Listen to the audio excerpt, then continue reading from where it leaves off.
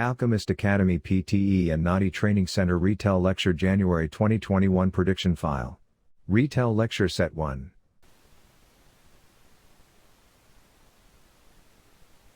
Hello, I'm David Brown, curator of Italian and Spanish paintings at the National Gallery of Art. The treasures in our exhibition, The Art of Power, Royal Armor and Portraits from Imperial Spain, come from the Royal Armoury in Madrid. They range from the 15th to the 17th century and include some of the finest examples of Renaissance armor in the world. Fabricated by master craftsmen and artists, the flower of Spanish royalty. This is parade armor, made for show, not combat. In form, it looks back to a world tournaments, jousts and noble gesture. And among the images worked into the steel is something quite different, a subtle advertising campaign for the imperial ambitions of the Spanish monarchy and the Habsburg dynasty. Those who wore it took the words Holy, Roman and Empire very seriously.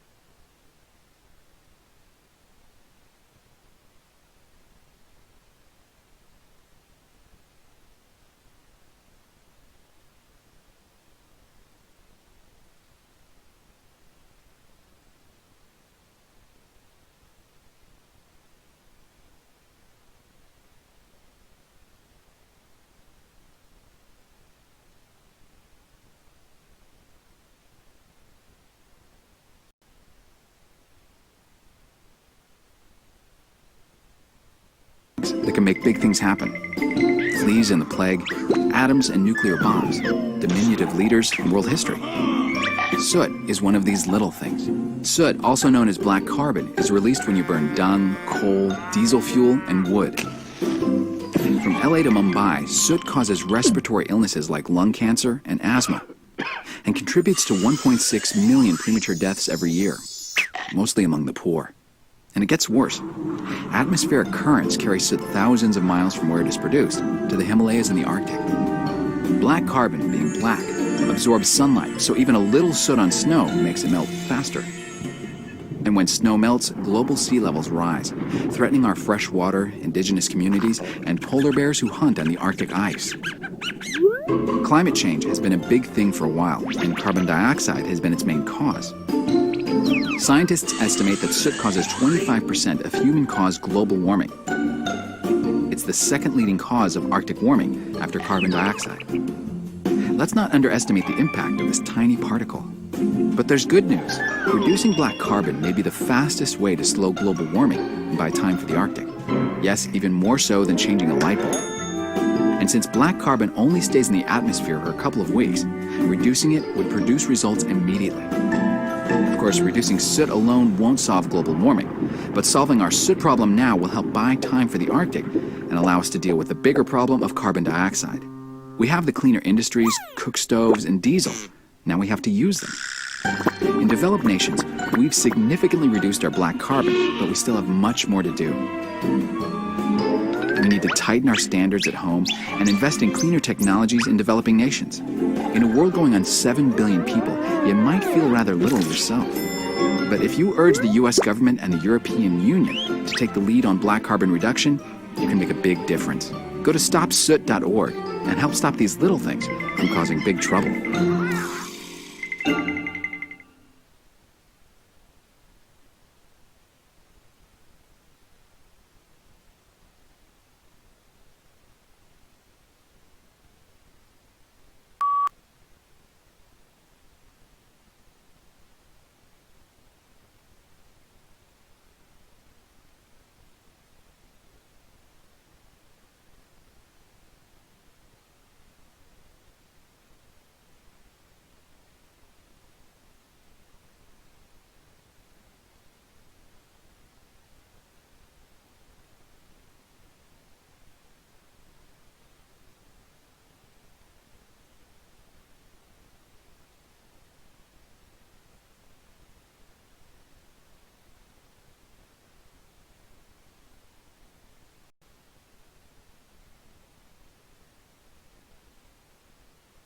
But what we are going to discuss today is how the Port of London was discovered and what we discovered about it.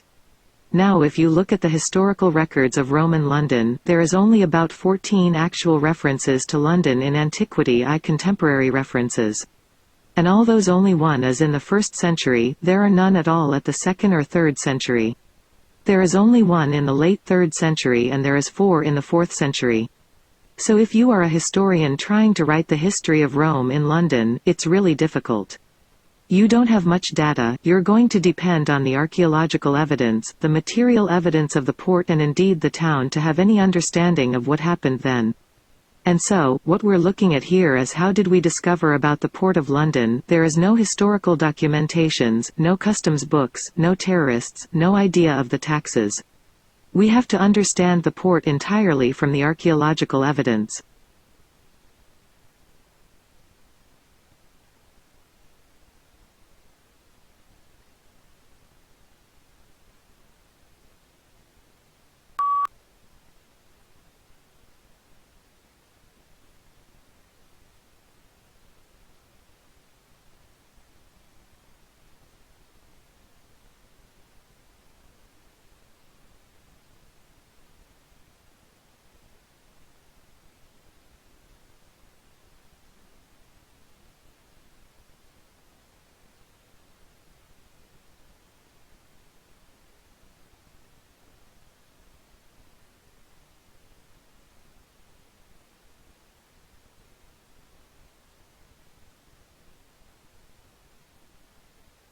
Retell Lecture Set 2.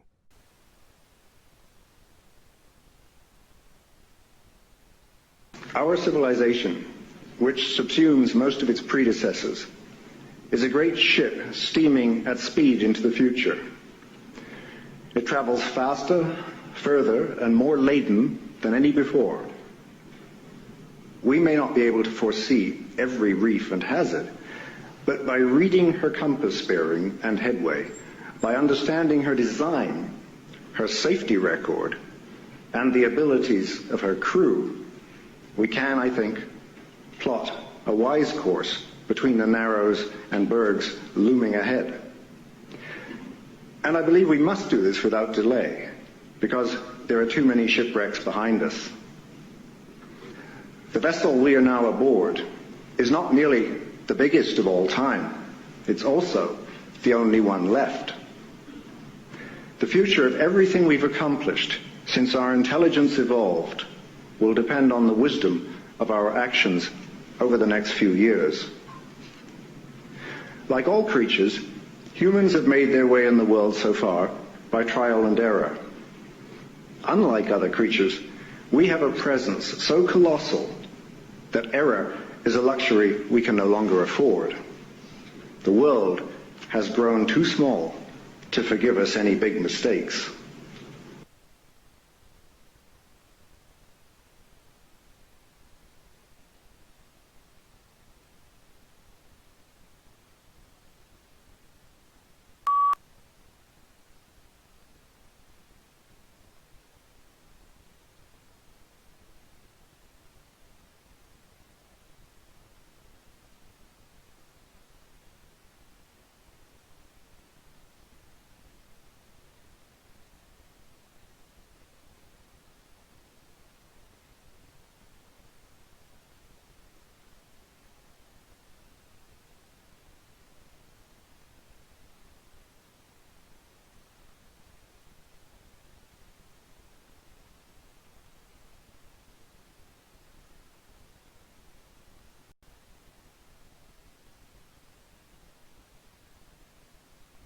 Today we're going to recount heroic tales of superhuman feats of strength. When in the face of disaster, some people are said to have summoned up incredible physical power to lift a car off of an accident victim, move giant rocks, or like Big John of Song, single-handedly hold up a collapsing beam to let the other miners escape. Are such stories true? There are many anecdotes supporting the idea, but we're going to take a fact-based look at whether or not it truly is possible for an adrenaline-charged person to temporarily gain massive strength. In proper terminology, such a temporary boost of physical power would be called hysterical strength. The majority of them are anecdotal, and interestingly not repeatable. In many cases, the person who summoned the superstrength later tried it again only to find that they couldn't do it. Basically, what we have is a respectably large body of anecdotal evidence that suggests that in times of crisis, danger, or fear, some people have the ability to temporarily exercise superhuman strength.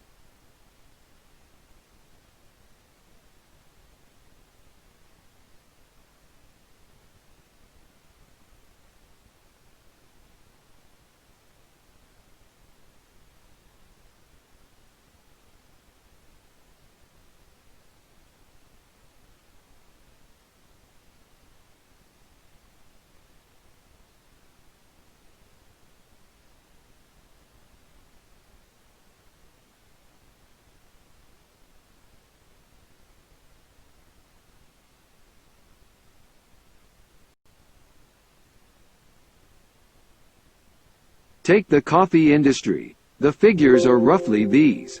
The coffee market in the world is worth about $60 billion. The growers get $5.5 billion. 10 years ago, the market was about $30 billion and the growers got a third of that. What has happened? What has happened is that well-meaning people, Americans, Germans, Europeans, decided that they would help Vietnam. And so they created a coffee industry there, which is now the second biggest producer in the world. This has serious effects on other countries like Colombia that depend on coffee exports.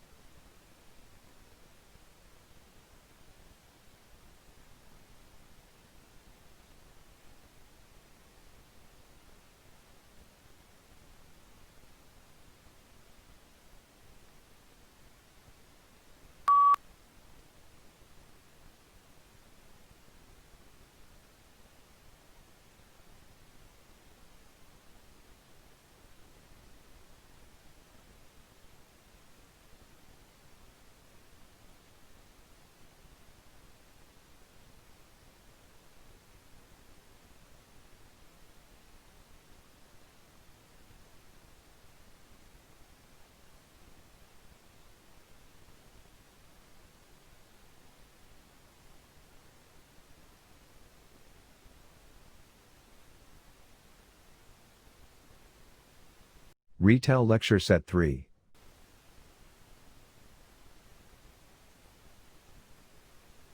What I've decided to provide is the steps that I take when analyzing my own questionnaires. However, before I begin, it would be useful to remind you of a few terms we use when talking about questionnaires. Questions can be divided into three types. This is sometimes called level measurement. Firstly, we have category-type questions, which are also known as nominal questions. These are when participants select from a list of categories for their response, such as male or female, or they may include ethnic origin. Secondly, we have ordinal-type questions. These are similar to category questions. But instead of the categories being independent, there is some sort of order between them. If we ask people to indicate their age in categories, this is an ordinal-type question. Thirdly, we have continuous questions. These are any questions that can be answered by a number. It could be an open-ended question asking participants to tell you how many times they attended lectures or how often they used a VLE. Or it could involve asking them to rate the importance of intensity of some experience.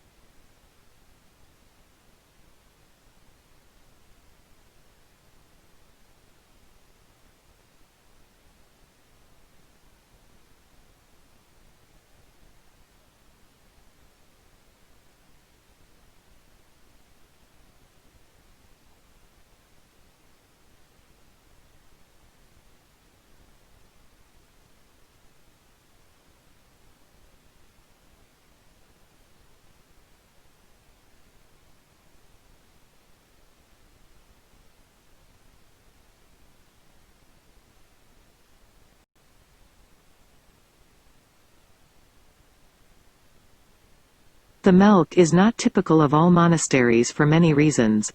Firstly, it is very grand, which most especially later foundations aren't.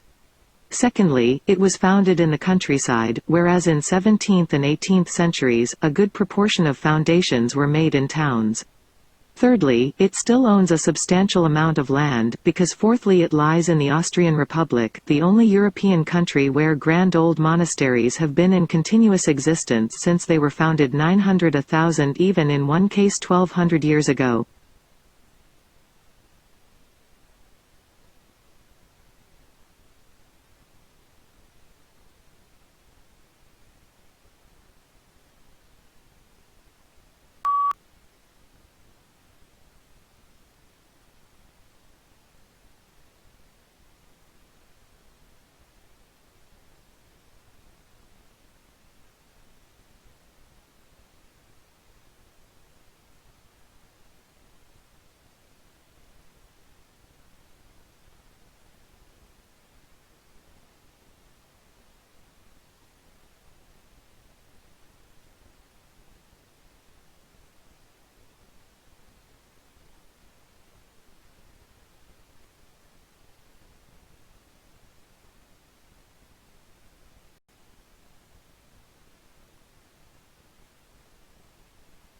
My name is Evie Carroll.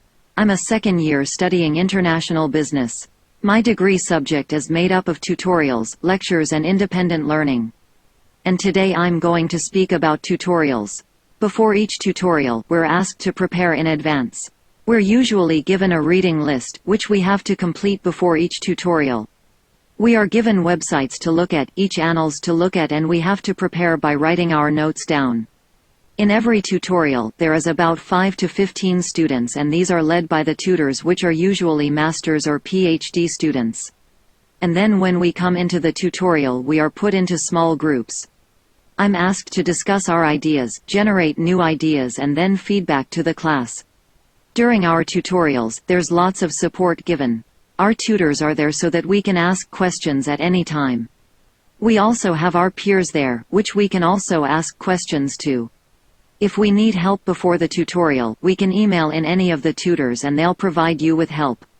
The difference between lectures and tutorials is that in lectures you usually have about 200 to 300 students, whereas in tutorials is about 5 to 15 students, which allows you to discuss matters, put your hands up and talk to your tutors about any difficulties you may have with a subject.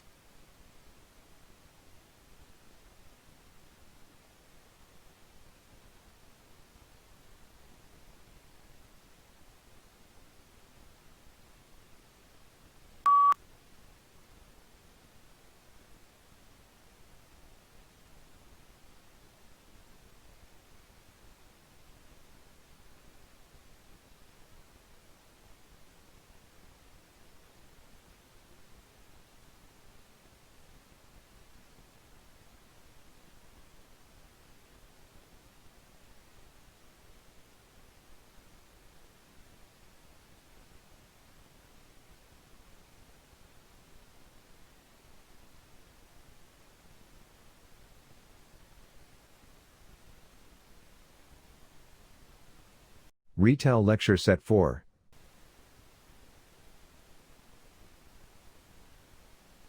He says innovation equals invention. Let me just stop here. Innovation equals invention. Often people mistake these two things for the same thing. Innovation equals invention, they are not. Innovation is something that generates value for the world. It makes something faster, better, cheaper. It gives someone some great satisfaction. An invention is an idea, a technology, a patent. In and of itself, it does not generate value. So these two are not the same thing. And sometimes you see them interchange. And that's not correct. So innovation equals invention times commercialization. So and when we look at this equation of innovation, something of value, it requires a new idea, and then it requires someone or some organization that is going to commercialize that idea. And to make it a value to the world.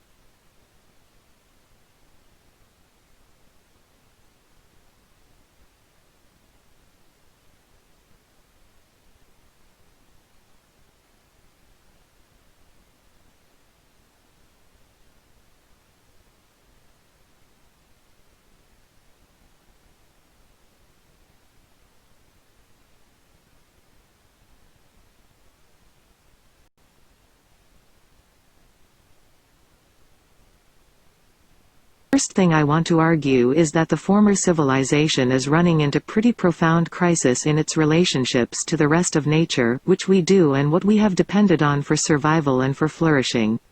And this is the most widely and well recognized in relation to climate change, CO2 emissions, and greenhouse gas emissions. But I want to argue the certain dangers in the way that has been presented as the central question that we have to address. Because if's interlocked with a number of other crises, that is most noticeably as the crisis in access to fresh water, crisis in access to food, biodiversity loss on a huge scale, and associated problems of human inequality not just in a common world, but actually in the kinds of environmental resources, and pleasures that I can enjoy. So all those together, have to be looked at an interconnected set of really deep profound crisis.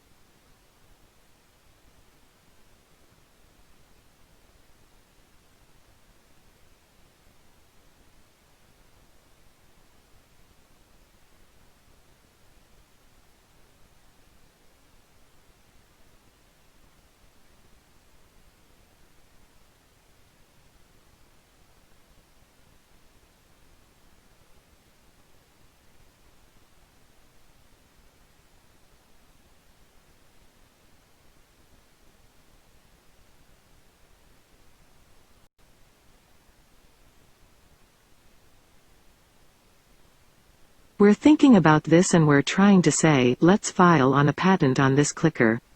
If I were to go to the patent office and say, I want a patent on a clicker, the patent officer would just laugh. The clicker has been around for a while. And so there would be a 0% chance that you would actually get that. If we were to somehow to convince the patent office that we should be able to get on a patent on clicker, it would, however, be incredibly valuable. Every single clicker that was made after this point would infringe. And when it infringes, maybe we take $1 or $2 each. That would be added up to be a decent amount of money. On the other end of the spectrum, let's go to the million-word version. I go to the patent office and I say, I want a patent on this exact thing. And those million words describe every single radius, every single material, every single thing about this. And the patent officer says, we're never seen that before. Go ahead and take it. Almost 100% of chance of getting that patent, but the value of that patent would be close to zero.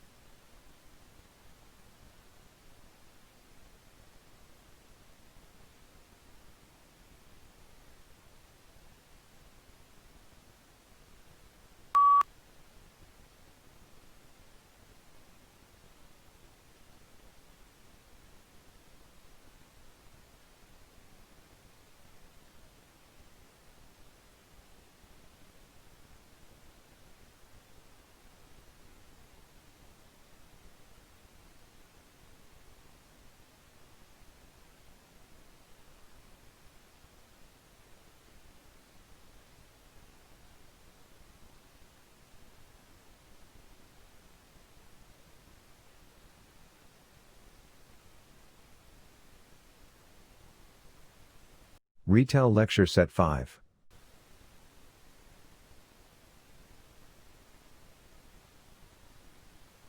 I'm a dietitian and I work in clinical weight loss recently. Accurately estimating portion size is critical in research or real-world settings. For example, if you're trying to watch your weight and you're out to dinner and you're presented with a bowl of food, there's no really good way to actually estimate how much you're eating unless you're gonna whip some scales out of your bag. So we wanted to find a more objective way for people to quantify what they're eating when they're out and about. I came up with a more hands-on approach. We got people to measure the dimensions of the food using the width of their fingers and remembering back to primary school maths. We used the geometric volume formulas to estimate the weight of the food. To show you how this works, I've ordered a piece of lasagna. And that's my box, a glass of wine, and that's my cylinder. And I'm feeling pretty healthy, so I order some watermelon for dessert. And that's my wedge. So this was, I know it's 7 by 5 by 4 fingers. In the future, I see this method be incorporated into smartphone applications. So you put your finger, it's in along with your height and your weight. And the app will do all of the calculations for you. And then you've got a more accurate way to estimate the portion size.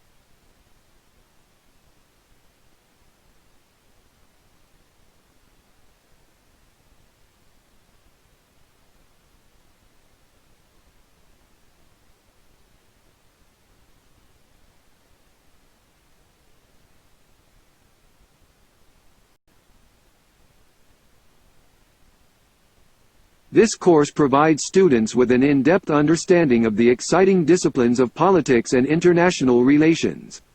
Students will learn about the workings of political institutions in countries around the world and explore the complex field of relations between nations. Topics in governance, public policy, public administration, national security and border control ensure that students receive a broad and current education in the range of issues which are covered under the label of politics and international relations. Students will undertake 4 compulsory units and 2 majors, one in politics and international relations and the other in governance and policy.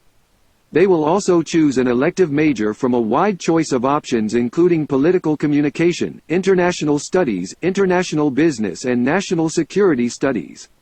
In addition to acquiring specialist knowledge and competencies in politics and international relations and commerce, students will graduate with a range of generic skills such as critical thinking, enhanced communication abilities, problem solving and strong capacities to work with others. They will also develop ethically based and socially responsible attitudes and behaviors.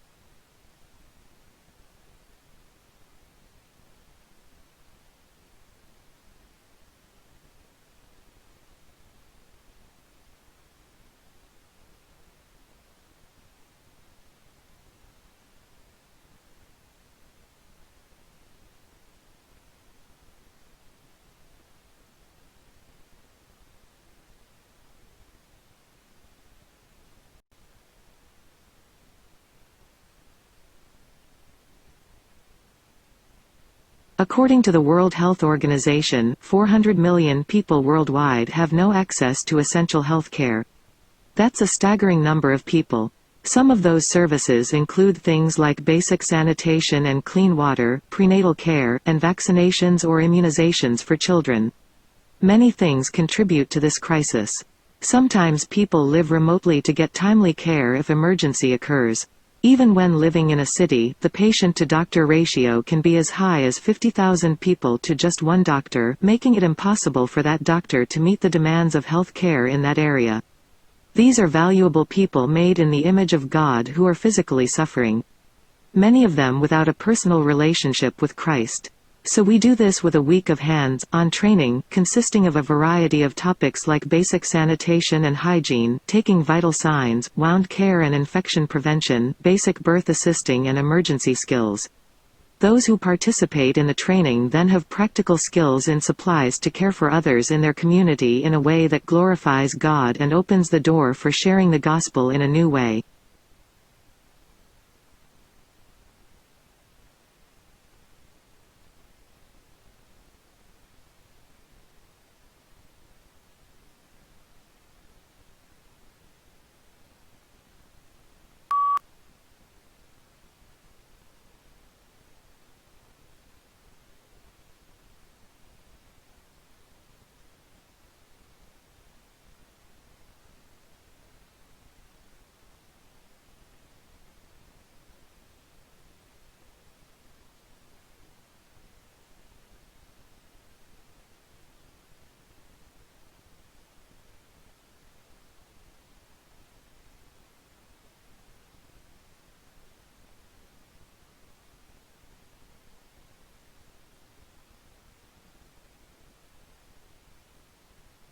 Retell Lecture Set 6.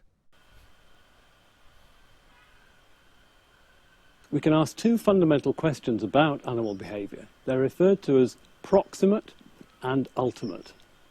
Proximate questions are those concerned with the mechanisms that bring about behaviour. Ultimate questions are those concerned with the evolution of behaviour. We can divide the proximate and ultimate questions into two sub-questions. For proximate, how does the behaviour develop? And secondly, what causes the behaviour? For ultimate, you can ask, how did the behaviour evolve? And secondly, what is the adaptive significance of the behaviour? What's its purpose? Together, these comprise what are called Tinbergen's 4 questions about animal behaviour. Nico Tinbergen was one of the founding fathers of the study of animal behaviour. These questions represent the different ways of studying animal behaviour. And understanding the difference between those 4 questions are fundamental to understanding behaviour and indeed the whole of biology. How do we study animal behaviour? Well, that depends on the type of question we're hoping to answer.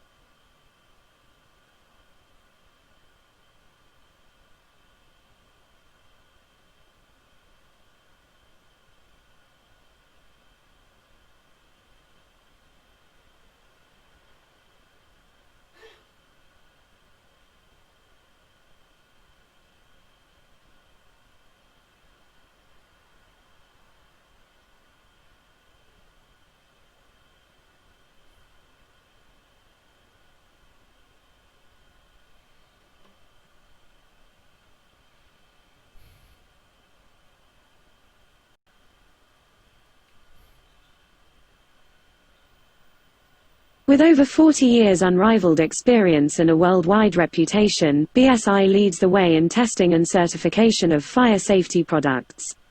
Based on our dedicated labs in Hemel Hempstead, our team provides BSI Hype Mark and C testing and certification for a broad range of products, including fire extinguishers, hoses, alarm panels, and heat and smoke detectors. We help clients to gain access into the European market by ensuring that products meet all the CE mark requirements. And we are familiar with the market access regulations of most countries across the world, enabling customers to enter markets globally. The BSI Hype market is categorized as a British super brand and acknowledged the world over as a symbol of trust, integrity, and quality. It provides the reassurance that vital product safety and performance requirements have been met. Our team subject each product to a rigorous set of tests along with robust production control audits designed specifically to ensure that they perform 2 required standards of safety and quality. We test for compatibility of fire detection and fire alarm system components to ensure that they're compatible and connectable. This service meets the growing requirement of European regulatory authorities to meet national installation guidelines. We also perform tests on individual detection components. Fire suppression products such as fire extinguishers are subjected to rigorous tests designed to ensure that they're effective, safe and capable of performing in environments and conditions in which they're stored and used. The symbols for BSI Hype Mark and C certification represent quality, safety, and trust. For specifiers, they demonstrate a commitment to best practice procurement. And for the public, they provide the reassurance that fire safety products are effective and reliable.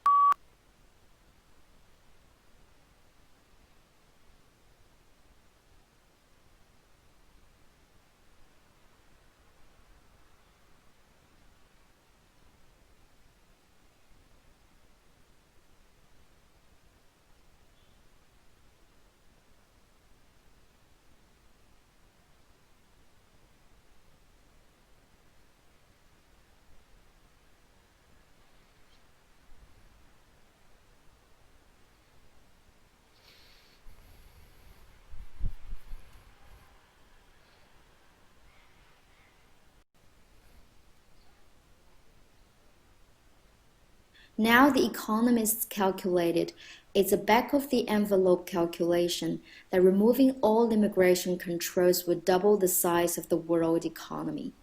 And even a small relaxation of immigration controls will lead to disproportionately big gains. Now, from an ethical point of view, it's hard to argue against a policy that will do so much to help people that are much poorer than ourselves. The famous RAND study reckons that a typical immigrant who arrives in US ends up with $20,000 a year. That's rough. It's not just the migrants themselves who gain, it's the countries they come from. Already, the migrants from poor countries working in rich countries send home around $200 billion a year through formal channels, and about twice as that through informal channels. And that compares to the neat $100 million that Western governments give in aid. These remittances are not wasted on weapons or siphoned off into Swiss bank account. They go straight into the pockets of local people. They pay for food, clean water, and medicines. They help kids in school. They help start up new business.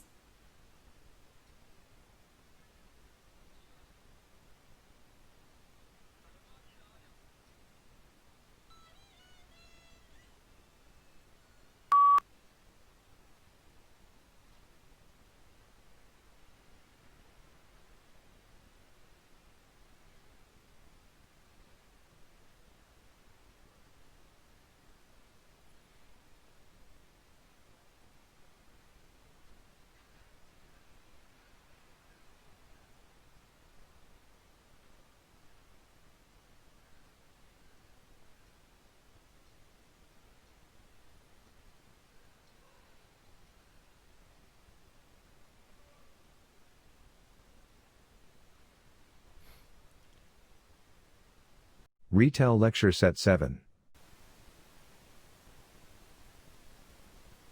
Why should we bother studying animal behavior?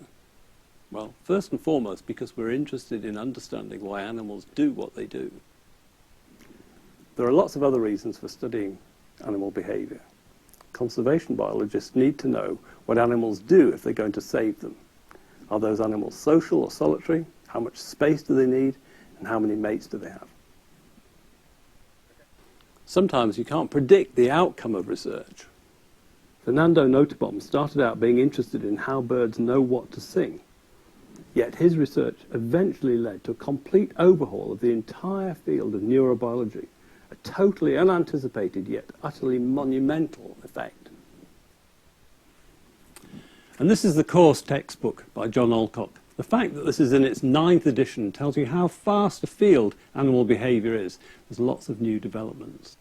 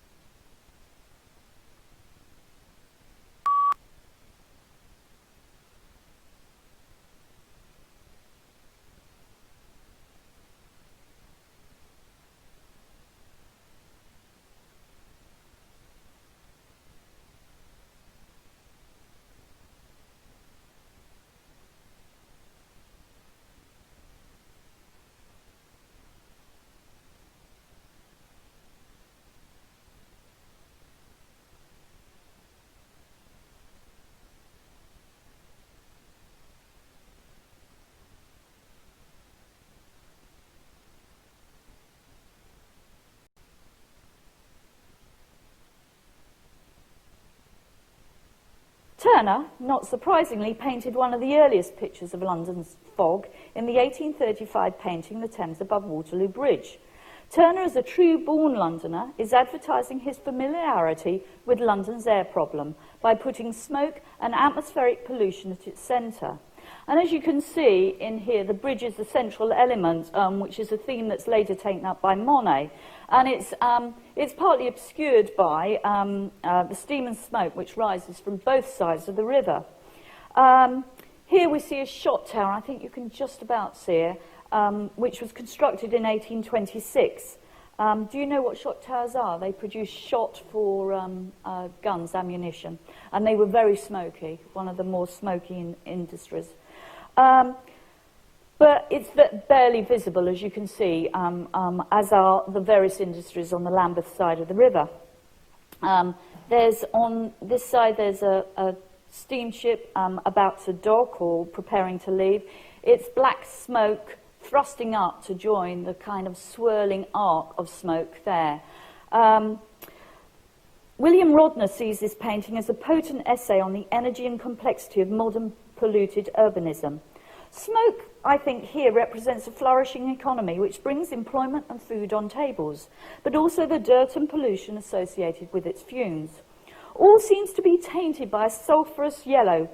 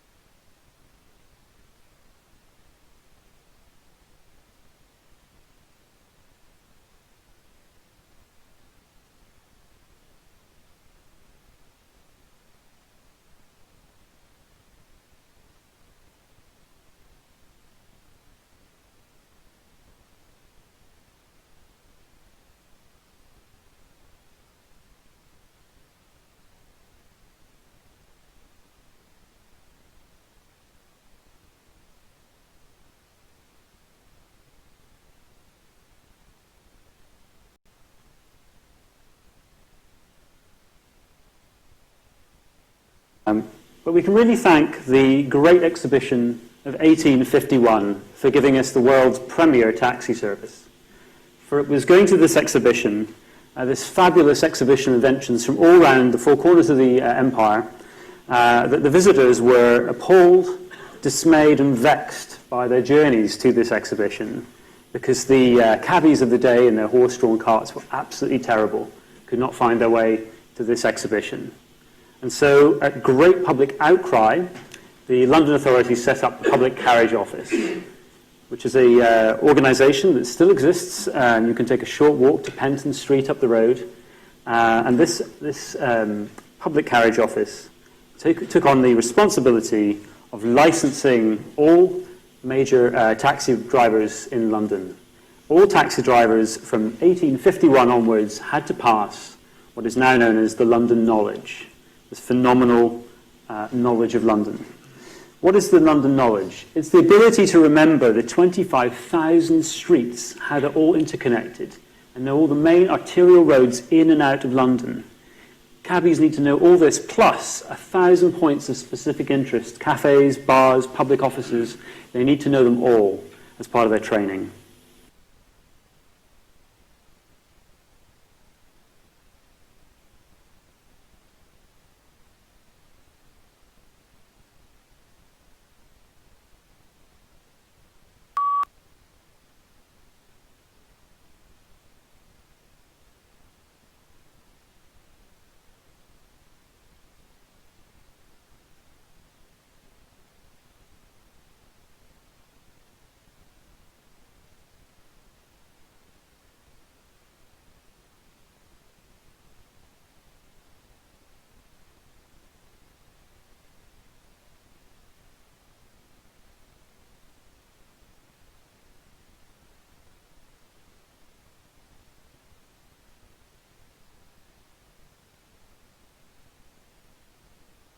Retell Lecture Set 8.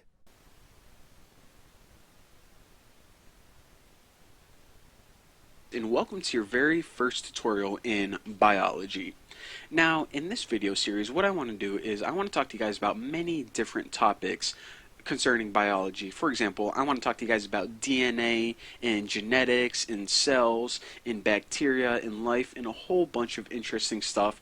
But since this is the very first video, I think what we should do in this video is just stick with the very basics. And the first thing I want to do is talk to you guys about what is biology. So let's go ahead and answer that question. And the definition of biology is this: the study of life and living organisms. Alright, that makes sense up to a certain point, up until organisms, because you may have heard of organisms before, and you may have your own definition, but the scientific definition of an organism is a living thing. Well, that's easy. We know what living things are. I'm a living thing. Plants, grass is a living thing. My puppy, named Old Dan, cutest puppy ever, by the way, is a living thing. But whenever we talk about living things, believe it or not, things get kind of complicated, because then you have to ask yourself, what is life? Well, of course, if you ask your grandma or your best friend, or even if you ask a philosopher, what is life, everyone is going to give you kind of a different definition of their outlook on life. However, whenever scientists and biologists were first deciding, you know what is life? That's the problem that they had. Everyone had their own separate definition of life itself. So what they needed to do before biology was even invented, which is of course the study of life, is scientists needed to agree on the definition of life.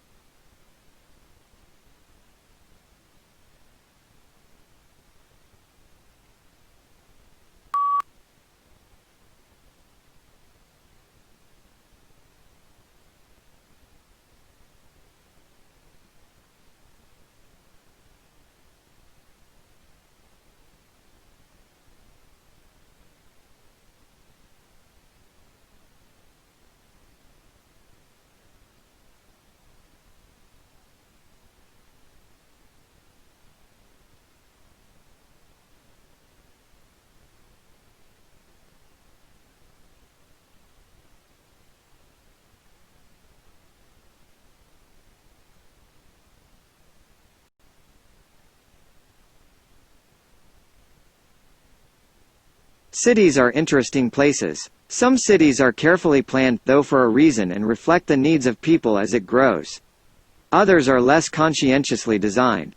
Paris, for example, was originally founded in the 3rd century as a small village. And with every passing generation, it grew in size and importance. It grew from a medieval city to a modern city.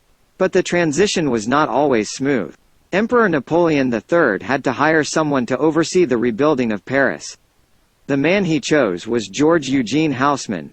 In 1853, Haussmann began the process of renovating France's capital city. His basic instructions were to bring light and air into the central districts, improve the sanitation and living areas, and make Paris a more modern, beautiful city, not your average weekend renovation. Haussmann's projects included the destruction of the old medieval neighborhoods, widening of streets, building large parks and public squares, and addition of fountains and sewer lines. To add to all of this, the size of Paris had to be increased, doubled actually. And Napoleon III issued official decree annexing nearby suburbs to make them part of the city. One of the main priority of this massive renovation was to connect all of the districts together.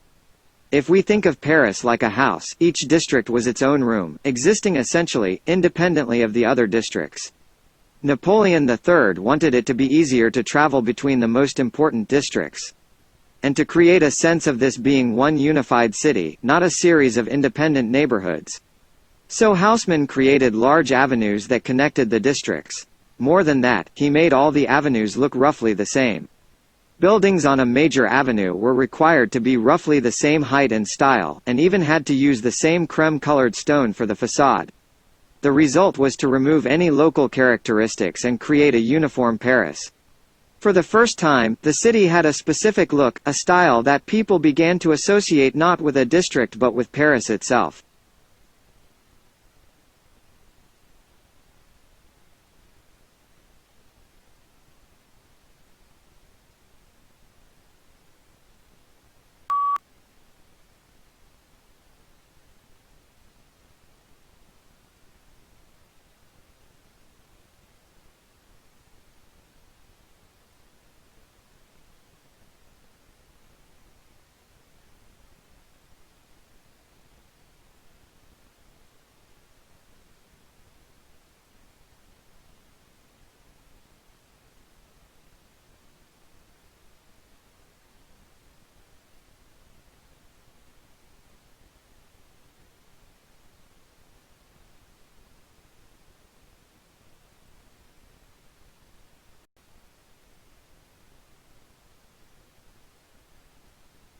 The impact on young Australians who are interested in buying a home of their own has been very significant.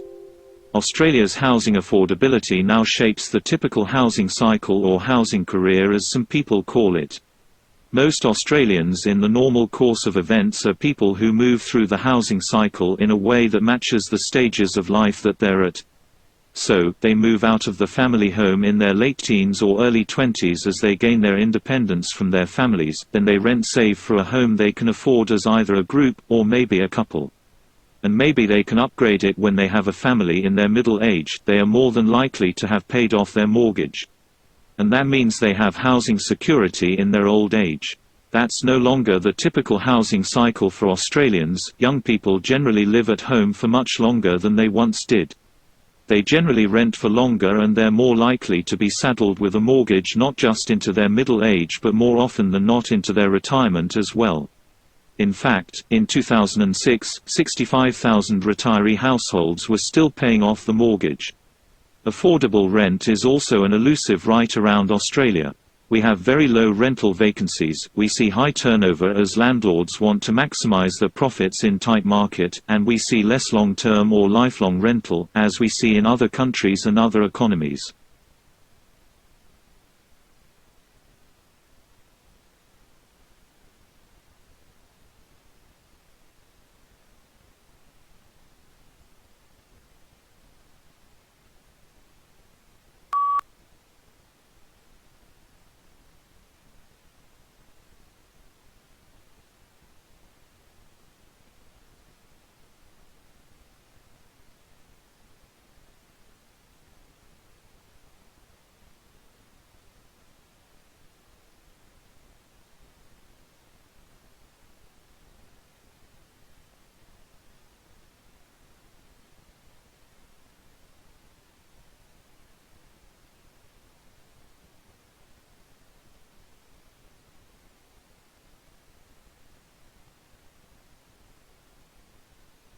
Retell Lecture Set 9.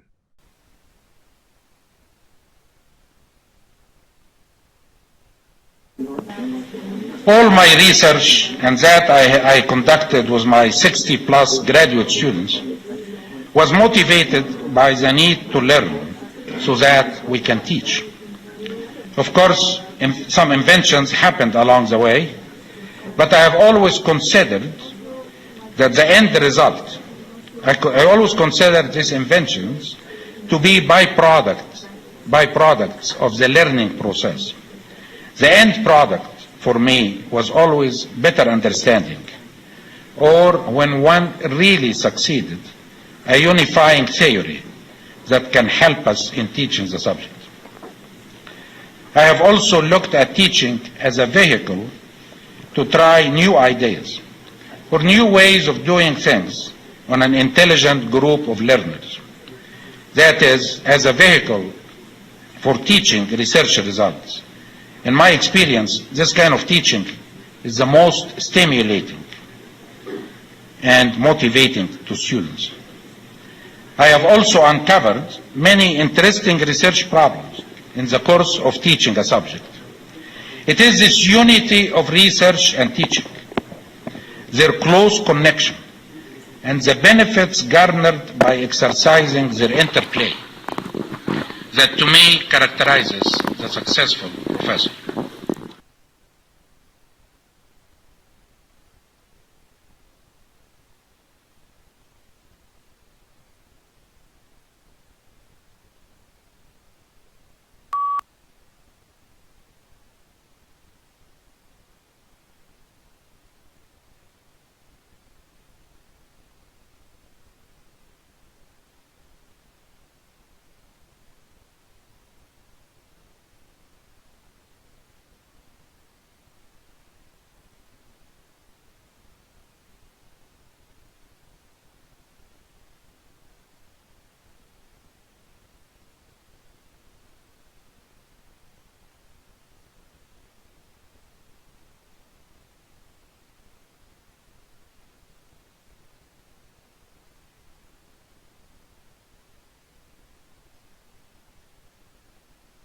Welsh is a Celtic language spoken in Wales by about 740,000 people, and in the Welsh colony in Patagonia, Argentina by several hundred people. There are also Welsh speakers in England, Scotland, Canada, the USA, Australia and New Zealand. At the beginning of the 20th century, about half of the population of Wales spoke Welsh as an everyday language.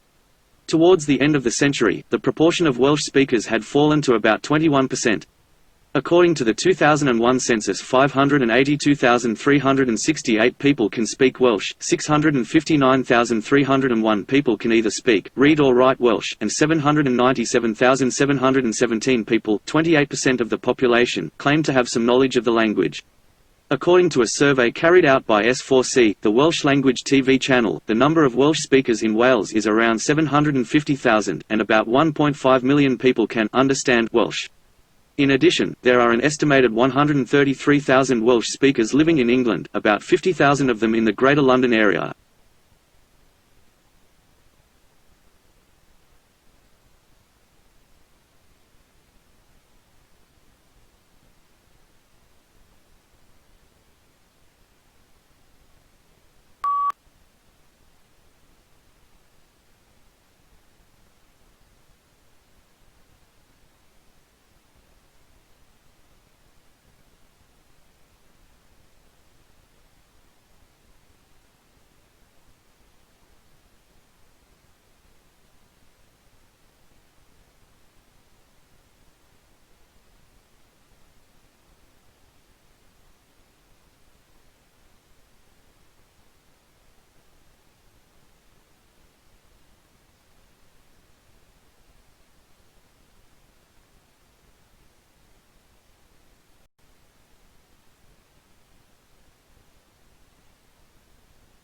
Why does burning a food item provide information about its value as a food?